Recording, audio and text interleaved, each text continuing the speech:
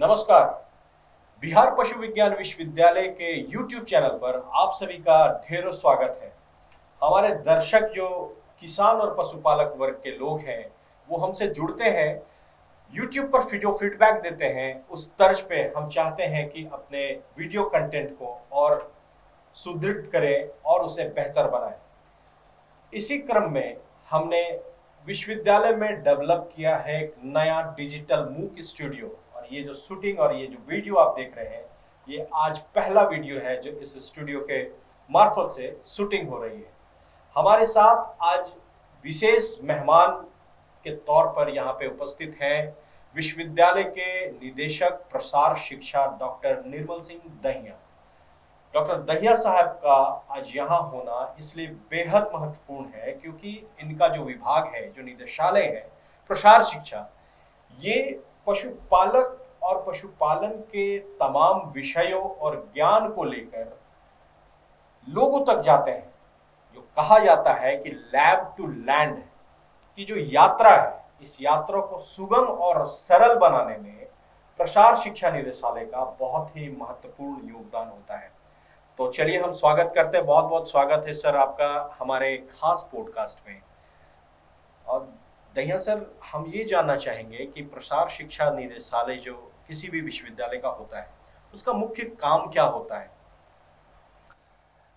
सबसे पहले तो सत्या जी जो हमारे पब्लिक रिलेशंस ऑफिसर हैं, आप इस मूक स्टूडियो को, डिजिटल जो स्टूडियो हमने क्रिएट किया है, इसको देख रहे हैं और आज पहली रिकॉर्डिंग है, तो मैं भी जो है आपको धन्यवाद दूंगा। किसान भाइयों, जो बिहार पशु विज्ञान विश्वविद्यालय पटना में स्थित है, इसके 3 मुख्य कार्य हैं। सबसे पहला कार्य, हम स्टूडेंट्स को, विद्यार्थियों को एजुकेशन देते हैं, उनको डिग्रियां करवाते हैं, जैसे BBSc and AH, MBSc, PhD की डिग्री और बहुत सारे सर्टिफिकेट कोर्सेज हमारे माननीय कुलपति महोदय डॉक्टर इंद्रजीत सिंह जी ने शुरू किए हैं। ये सारे के सारे जितने भी स्टूडेंट्स यहाँ से पढ़ के निकलेंगे तो बिहार राज्य की दिशा और दशा दोनों परिवर्तित होंगी और हमारे जो पशुपालक भाई हैं उनको इनसे बहुत लाभ होने वाला है। दूसरा जो महत्वपूर्ण कार्य विश्वविद्यालय का रहता है, रिसर्च का रहता है। मतलब जो हम अनुसंधान करते हैं वो पशुपालक उस अनुसंधान तक, हम उस अनुसंधान को किसानों तक पहुंचाने का जो कार्य है वो हमारे निदेशालय का है। तो मैं समझता हूं कि अगर अनुसंधान विश्वविद्यालय में हुआ और वो अनुसंधान विश्वविद्यालय की तिजोरी में या उनकी लैब तक ही रहा तो वो किसान के काम का नहीं रहेगा। जैसा कि सत्या जी ने बताया कि जो अनुसंधान हमारा विश्वविद्यालय करता है या ICAR के जो संस्थान है हमारा, उसके इंस्टीट्यूट्स करते हैं, या कोई और भी अनुसंधान देश में होता है और जो किसानों के हित का होता है, वो अगर अनुसंधान किसान भाइयों तक, उनके खेत तक, उनके गांव तक नहीं पहुंचेगा तो वो कारगर नहीं रहेगा, वो उसका किसान भाई लाभ नहीं ले पाएंगे। इसलिए हमारा जो प्रसार शिक्षा निदेशालय है उसकी बहुत ज़्यादा बड़ी भूमिका रहती है कि हम, जो आपने बताया लैब टू लैंड, लैब के अंदर जो काम होता है वो रिसर्च का, वो लैंड मतलब किसान के खेत तक पहुंचेगा और किसान उस चीज़ को अपनाएगा तभी उसका भला होगा या उसकी आमदनी बढ़ेगी, उसकी पशु स्वस्थ रहेंगे और वो ज़्यादा से ज़्यादा उसका लाभ ले पाएगा। इसी कड़ी में हमारा जो प्रसार शिक्षा निदेशालय है वो बहुत अलग अलग गतिविधियां करता है। जैसे कि हम सबसे ज़रूरी हमारा ट्रेनिंग प्रोग्राम होता है। हम किसान भाइयों का माइंडसेट चेंज करना, देखिए किसी भी इंसान के माइंडसेट को चेंज करना, उसके दिमाग के अंदर कुछ परिवर्तन लाना कि वो नई नई चीज़ों को सीखे और उनको अपनाए। जब तक वो उन चीज़ों को अपनाएंगे नहीं तब तक आगे नहीं बढ़ सकते। देखिए हमारा जो प्रदेश है बिहार प्रदेश, इसमें 91%, 91% जो किसान हैं वो छोटे और मंझोले किसान हैं जिनके पास ज़मीन कम है। इसलिए वो खेती बाड़ी के साथ साथ पशु पालन करके ही अपनी आजीविका कमा सकते हैं। इसलिए हम ये चाहते हैं कि जो पशुपालन है वो समृद्ध हो, वो सुदृढ़ हो। इस कड़ी में जो हम ट्रेनिंग प्रोग्राम करते हैं वो अलग अलग विषयों में करते हैं। जैसे कि हम डेयरी के लिए, डेयरी के जितने भी पशु हैं, गाय भैंस भेड़ बकरी, उसके ऊपर हम ट्रेनिंग प्रोग्राम आयोजित करवाते हैं और उन ट्रेनिंग प्रोग्राम के माध्यम से किसानों को कौन सी हमें नस्ल रखनी है उसके बारे में बताया जाता है। अभी जैसे हमारे ऑनरेबल वीसी साहब चाह रहे हैं कि बिहार प्रदेश के अंदर जो गाय है वो कम दूध देने वाली है, तो हमने कोशिश किया है कि जो साहिवाल नस्ल है उसको बिहार प्रदेश के अंदर इंट्रोड्यूस किया जाए, क्योंकि वो गाय हमारे बिहार प्रदेश के लिए भी सूटेबल हो सकती है और ज़्यादा दूध देने वाली गाय है वो, और हमारे वातावरण में भी वो ढल सकती है। इसी तरह से भैंस के अंदर भी यहाँ पे जो लोकल भैंस है, ब्रीड है, वो ज़्यादा दूध देने वाली नहीं है, इसलिए हमने मुर्रा नस्ल जो कि हरियाणा की ही नहीं पूरे विश्व की नंबर 1 जो नस्ल है, भैंस की नस्ल है, उसको यहाँ इंट्रोड्यूस किया है यूनिवर्सिटी में और यूनिवर्सिटी से आगे फिर किसानों तक उसके सीमन को के माध्यम से जो है हर किसान के खेत तक, किसान के घर तक और किसान के पशु तक पहुँचाया जाएगा, ताकि हम अपने पशुओं को भी उन्नत नस्ल का बना सकें। तो ये मुख्य हमारा जो कार्य रहता है ट्रेनिंग प्रोग्राम में।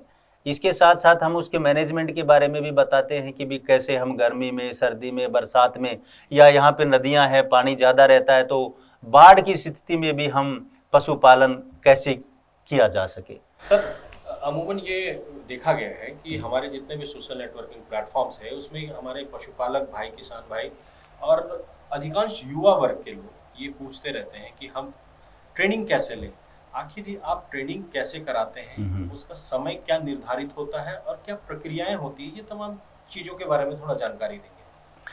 बहुत अच्छा आपने प्रश्न किया है। जैसे जैसे सीज़न के हिसाब से, जैसे गर्मी का समय आया तो हम गर्मी के दौरान पशुपालन कैसे करें, सर्दी का मौसम रहता है तो सर्दी के दौरान जो है पशुपालन कैसे, उन्नत पशुपालन कैसे किया जाए।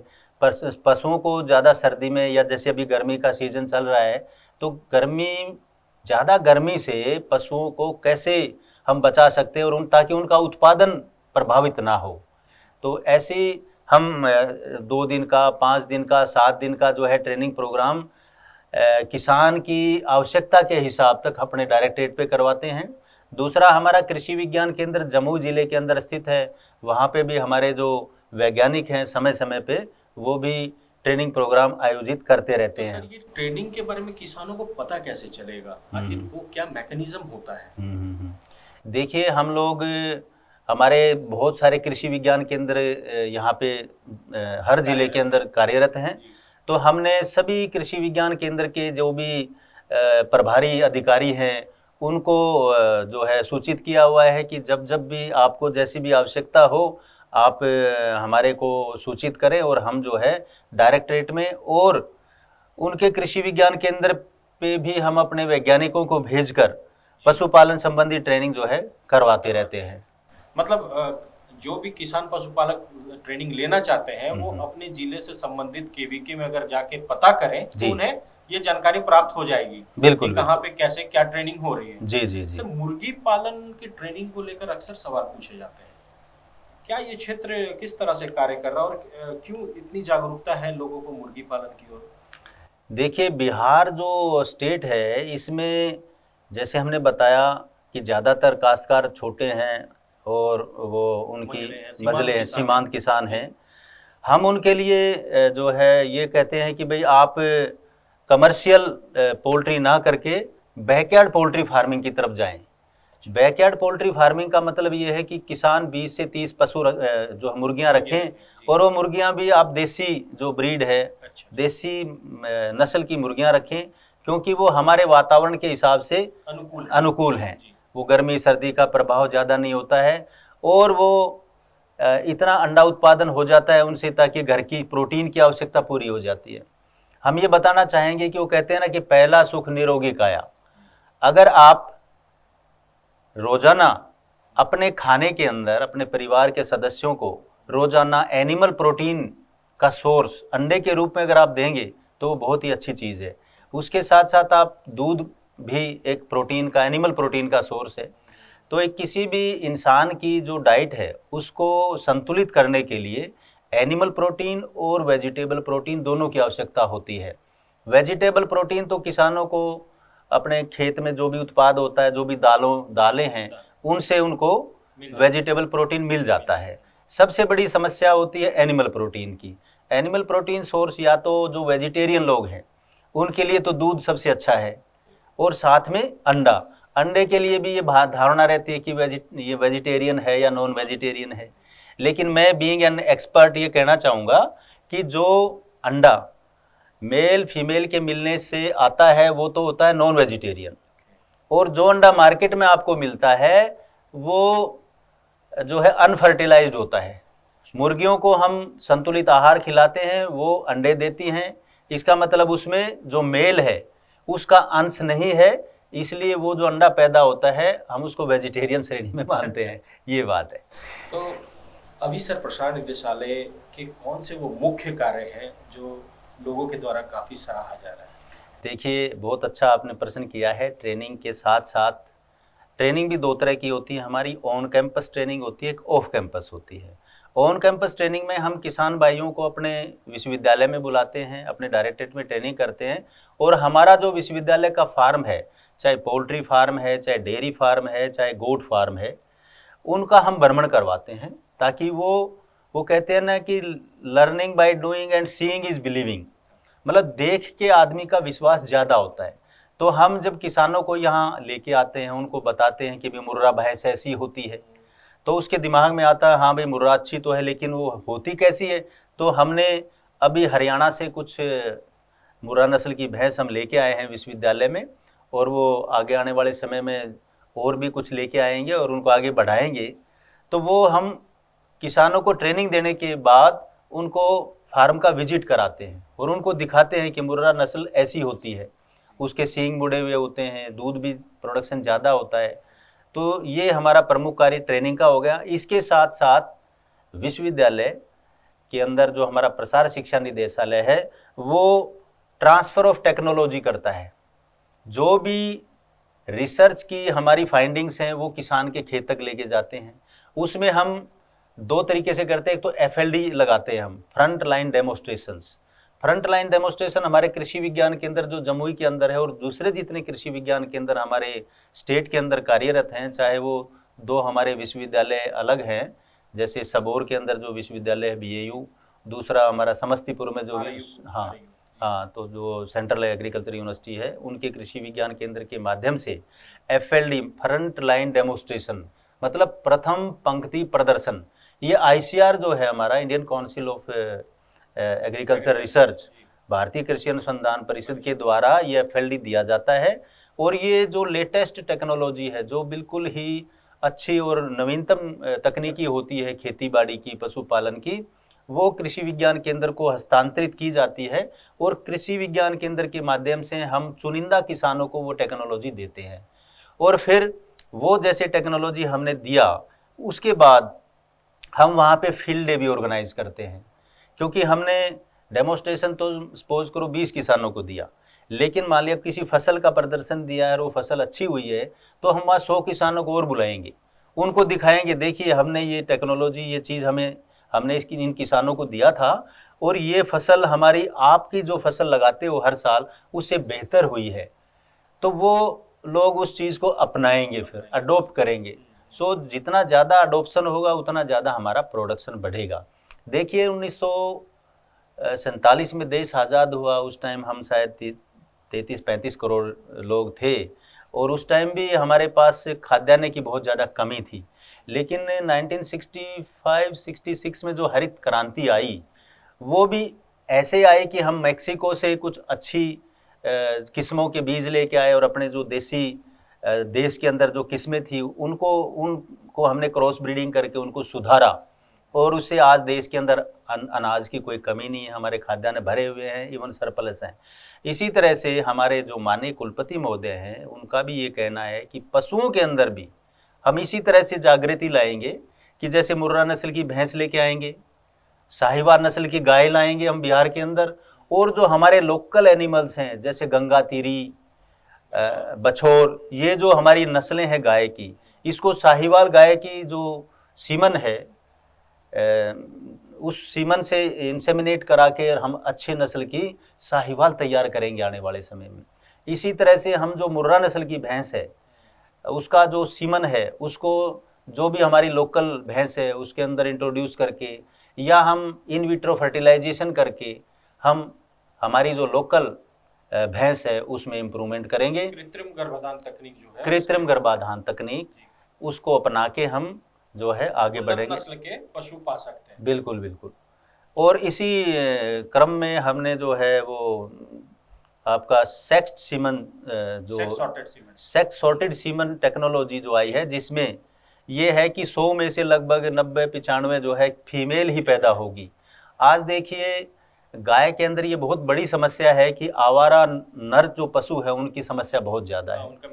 उनका प्रबंधन की समस्या है कि वो मैकेनाइजेशन होने की वजह से जो मेल है उसका इस्तेमाल नहीं हो पाता है, तो वो स्ट्रे एनिमल होता है। तो इसलिए हमारा ये कंसर्न रहता है कि सिर्फ गाय है जो वो बछड़ी ही पैदा करे, तो वो भी हम सेक्स सॉर्टेड सीमन जो है, जब गाय गर्मी में आती है तो हम उसको जो सेक्स सॉर्टेड सीमन है वही गर्भाधान के मतलब एआई के माध्यम से वो सीमन डालते हैं ताकि वो गर्भ धारण करे, और जब तो हम जो वो गर्भ धारण करेगी बछड़ी ही पैदा होगी। तो ये भी कोशिश रहती है हमारी कि सेक्स सॉर्टेड सीमन जो है किसानों तक ज़्यादा से ज़्यादा प्रसार ज़्यादा। सर एक सवाल मैं ये भी जानना चाहूँगा और लोग भी ये जानना चाहेंगे, किसान पशुपालक वर्ग जो बिहार के और अन्य राज्य के भी हैं, वो हमारे विश्वविद्यालय से कैसे आप तक कैसे वो जुड़ सकते हैं, इसका क्या माध्यम आप लोगों ने बनाया है? देखिए बहुत अच्छा आपका प्रश्न है, क्योंकि दूसरे विश्वविद्यालय या दूसरे स्टेट के लोग भी हमारे से कैसे जुड़े। हम ये डिजिटल एक माध्यम है, डिजिटल माध्यम के माध्यम से हम लोग उनसे जुड़ सकते हैं।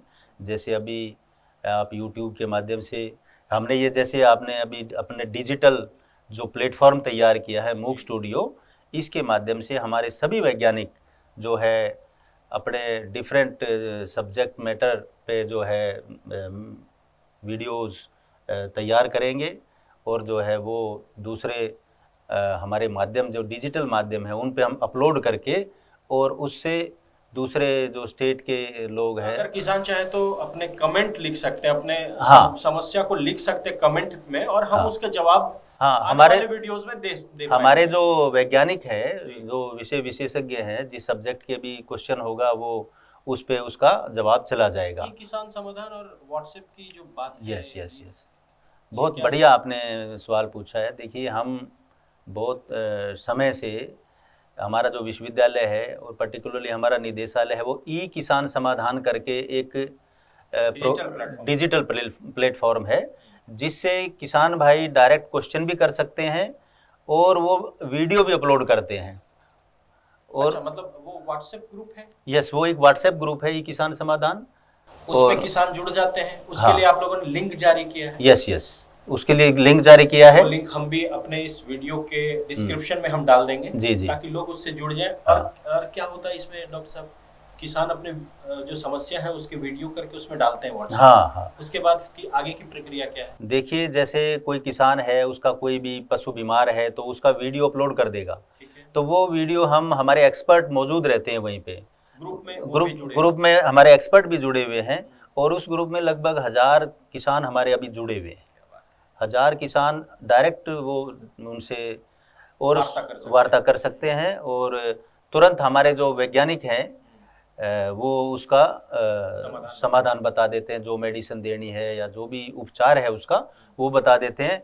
और देखिए इसका इतना अच्छा असर आता है कि मान लिया 7 दिन की दवाई दी है तो 8वें दिन या नेक्स्ट टाइम जब प्रोग्राम होता है तो किसान में फीडबैक भी देता है कि साहब वो डॉक्टर साहब ने जो दवाई दी थी वो मेरा पशु ठीक हो गया। हाँ, तो ये हमारे विश्वविद्यालय के लिए बहुत बड़ी उपलब्धि है जी। और हम चाहेंगे कि इस तरह के और भी कार्य विश्वविद्यालय करते रहे, जिससे हमारे किसान और पशुपालक वर्ग को काफी लाभ पहुंचे। एक आखिरी सवाल मैं आपसे करना चाहूँगा, विश्वविद्यालय बन रहा है, ये और समृद्ध हो रहा है, इसके ढांचे बन रहे हैं, ये बृहद पैमाने पर बढ़ रहा है, नए विश्वविद्यालय का निर्माण हो रहा है।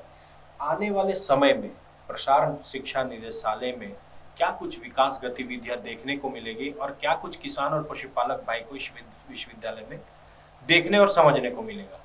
देखिए, बिहार सरकार ने कोई कोर कसर नहीं छोड़ी है इस विश्वविद्यालय के को बजट अलॉट करने में। जी। वर्ल्ड क्लास का इसका इंफ्रास्ट्रक्चर तैयार हो रहा है और कुछ बिल्डिंग्स जो है हैंडओवर भी हो रही हैं, और आने वाले समय में मुझे लगता है कि सारी बिल्डिंग जब हैंडओवर हो जाएंगी तो ये विश्वविद्यालय इंडिया का नहीं, मैं कहता हूँ वर्ल्ड ओवर एक बहुत अच्छा इंफ्रास्ट्रक्चर वाला विश्वविद्यालय होगा। State of the art facility. Yes, state of the art facility. दूसरा हमारा जो मुख्य बिंदु है वो ये है कि यहाँ का जो क्लिनिक्स होगा वो बहुत ही अच्छी क्वालिटी का होगा, और हमारे जो माननीय कुलपति डॉक्टर इंद्रजीत सिंह जी हैं उनकी ये हमेशा सोच रहती है कि जो लास्ट छोर तक किसान बैठा है, जो बेचारा दूर सुदूर, उस तक भी ये टेक्नोलॉजी पहुंचनी चाहिए।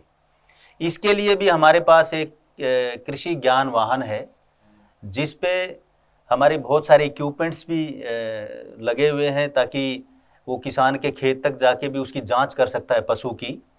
और वो जो किसान ज्ञान वाहन है, कृषि ज्ञान वाहन, वो बहुत सारी उसमें हमने वीडियो भी अपलोड की हुई हैं। तो जैसे मान लिया लंपी स्किन डिजीज़ का कोई मान लिया सीजन आया तो लंपी स्किन डिजीज़ की जानकारी किसान के खेत पे जाके वीडियो के माध्यम से दिखा देते हैं। तो ये भी एक बहुत अच्छी हमारी पहल है जो बिहार सरकार का चौथा कृषि रोड मैप के तहत ये जो वाहन विश्वविद्यालय को प्रोवाइड कराया हुआ है। और ये वाहन हमारा, हमने इंस्ट्रक्शन दिया है कि महीने में 20 दिन तक खेत में गांव में ही रहे और लोगों को ज़्यादा से ज़्यादा इससे जागरूक करता रहे। और मैं समझता हूँ हमारा जो निदेशालय है आने वाले समय में किसान भाइयों को ज़्यादा से ज़्यादा जागृत करने की कोशिश करेगा, ज़्यादा से ज़्यादा उनका जो है ट्रेनिंग के माध्यम से या डेमोस्ट्रेशन के माध्यम से, या हम एक और भी पहले हमने शुरू की है कि जितने भी फील्ड के अंदर वेटनरी डॉक्टर्स हैं, TVOs हैं, ट्रेनिंग टूरिंग वेटनरी ऑफिसर्स, उनको भी ट्रेन किया जा रहा है, ताकि वो लोग, क्योंकि गांव-गांव में उन लोगों की उपस्थिति है, उन लोगों को लेटेस्ट टेक्निकल नो हाउ विश्वविद्यालय देता है, ताकि जो आधुनिक तकनीकियाँ ईजाद की जा रही हैं वो तकनीकी उन डॉक्टर्स तक जाएगी और वो किसान तक उन तकनीकों को पहुंचाए। नवीनतम तकनीक के साथ वो कदम से कदम मिलाकर अपने आप को अपग्रेड कर सके। बिल्कुल। और मुझे तो ऐसा लगता है डॉक्टर साहब कि आने वाले समय में रेसिडेंशियल जो प्रोग्राम होते हैं, किसान को जैसे बुला के 1 सप्ताह रख के 15 दिन रख के जो ट्रेनिंग, तो आपके जो इंफ्रास्ट्रक्चर बन रहे हैं उसमें ये चीज़ तो बहुत ही सुगम हो जाएगी उनके लिए। बहुत अच्छा प्रश्न किया आपने सत्या जी। देखिए, अभी हमारे पास फार्मर्स को स्टे करने की सुविधा नहीं है, फिर भी हमारा विश्वविद्यालय, हमारे वैज्ञानिक, हम लोगों का प्रयास रहता है कि कोई आसपास में दूसरा कोई ट्रेनिंग वैकल्पिक व्यवस्था करके हम फार्मर्स का स्टे करवाते हैं। लेकिन अभी जब पूरी बिल्डिंग्स हैंड ओवर हो जाएंगी तो हमारे पास ये सुविधा होगी, तो हम किसानों को जो भी ऑन कैंपस ट्रेनिंग प्रोग्राम है, जो संस्थागत प्रशिक्षण होते हैं, वो ज़्यादा से ज़्यादा संख्या में हम कर पाएंगे और किसानों को और ज़्यादा इस दिशा में लाभ होगा। तो बहुत बहुत धन्यवाद सर, आपने तमाम तरह की गतिविधियां बताई। अगर आपको लगता है कि और कुछ जानकारी देना हो हमारे किसान पशुपालक भाई को तो आप दे सकते हैं। देखिए किसान भाइयों, जब भी पशु बीमार होता है तभी हम सजग होते हैं, लेकिन हमें पशु के, जब रोज़ाना हम उसके साथ काम करते हैं तो पशु के बीमार होने के लक्षणों का हमें पता लग जाता है कि आज मेरा पशु सुस्त है, आज मेरा पशु चारा कम खा रहा है, आज मेरे पशु की आँखों से पानी गिर रहा है, या कुछ और भी लक्षण आपको अलग से दिखाई देंगे। अगर आपको ऐसा लगे कि मेरा पशु सुस्त है, चारा नहीं खा रहा है, और वो जो है आप समझ जाते हैं उसकी भाषा को, क्योंकि रोज़ाना जब आप उनके साथ इंटरेक्ट करते हैं तो वो बहुत बेहतर तरीके से आप उनको समझ सकते हैं। तो इसलिए समय रहते हुए अपने पशु का इलाज कराएं। इलाज किससे कराना है? जो क्वालिफाइड पर्सन है। क्वालिफाइड पर्सन कौन है? वेटनरी डॉक्टर हैं।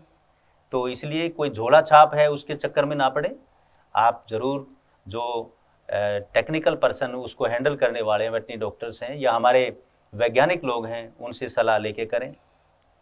दूसरा हमारा ये कहना है कि जो अंग्रेजी दवाइयाँ हैं, एलोपैथिक मेडिसिन हैं, उनके साथ साथ जो आपके पास इथनो वेटनरी प्रैक्टिस हम बोलते हैं उसको, जो गांव में ही जो घरेलू नुस्खे हैं, उन नुस्खों का अगर आप इस्तेमाल करेंगे तो ज़रूर आपके एनिमल को फ़ायदा होगा, आपका खर्चा भी कम लगेगा और उसके जो रेजिडुअल इफ़ेक्ट्स होते हैं एलोपैथिक मेडिसिन्स के, वो रेजिडुअल इफ़ेक्ट्स भी नहीं आएंगे और आप कम खर्चे में अपने पशु को स्वस्थ रख के ज़्यादा से ज़्यादा लाभ ले सकेंगे। बहुत बहुत धन्यवाद सर। तो ये थे प्रसार शिक्षा निदेशक डॉक्टर निर्मल सिंह दहिया बिहार पशु विज्ञान विश्वविद्यालय से, जो बता रहे थे कि किस प्रकार से प्रसार शिक्षा निदेशालय बिहार में कार्यरत है। इस विश्वविद्यालय का जो प्रसार शिक्षा निदेशालय है वो किस तरह से अपने ज्ञान का प्रसार, अपने तकनीक का प्रसार पूरे बिहार में किसान और पशुपालक भाई तक कर रहा है और आने वाले समय में ये और भी बड़े पैमाने पर करने को तैयार है और इनका जो मैंडेट है वो काफी ज्यादा लाभ देने वाला है यहाँ के किसान और पशुपालक वर्ग को। हमारा बिहार पशु विज्ञान विश्वविद्यालय का भी YouTube चैनल देख रहे थे। अब तक अगर आपने इस YouTube चैनल को सब्सक्राइब नहीं किया है तो सब्सक्राइब कर ले और बेल आइकन दबा दें, ताकि जब भी हम एक नए वीडियो आप तक लेकर आए तो आपको ये सूचना उपलब्ध हो सके। आप हमारे प्रसार शिक्षा निदेशालय से जुड़ सकते हैं। इसका लिंक व्हाट्सएप का हमने डिस्क्रिप्शन पर दे रखा है। आप डिस्क्रिप्शन बॉक्स खोलें और लिंक को क्लिक करके आप हमारे ई किसान समाधान ग्रुप से जुड़ सकते हैं। आप देख रहे थे बिहार पशु विज्ञान विश्वविद्यालय का YouTube चैनल। बने रहे हमारे साथ और इस तरह के तमाम वीडियो लेकर हम हमेशा आप तक आते रहेंगे। बहुत बहुत धन्यवाद। जय हिंद, जय भारत, जय बिहार।